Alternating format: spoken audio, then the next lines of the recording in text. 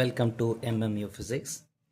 In the question, the trajectory of a projectile projected from the ground is given by y equal to x minus x square by 20, where x and y are measured in meters. The maximum height attained by the projectile will be. அதாவது ஒரு projectile இருக்கு, இந்த மாதிரி போகுது, அதனுடைய பாத்தை கொடுத்துருக்குறாங்க.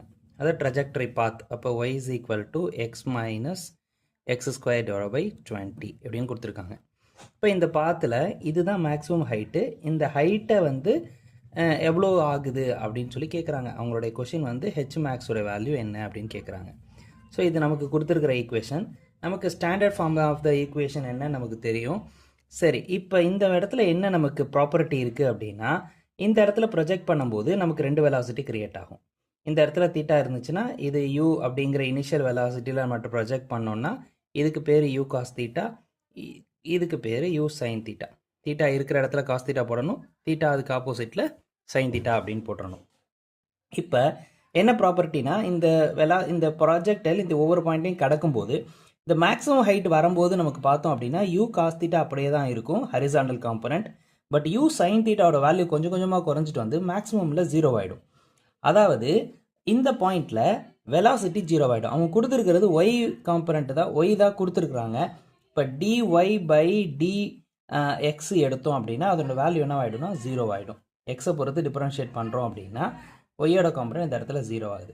அப்போ இதை அப்படியே டிஃப்ரென்ஷியேட் பண்ணலாமே. டிஃப்ரென்ஷியேட் பண்ணால் என்ன வந்துடும், டி பை டிடி ஆஃப் ஒய்க்கு பதிலாக அதை சப்ஸ்டியூட் பண்ணிடலாம்.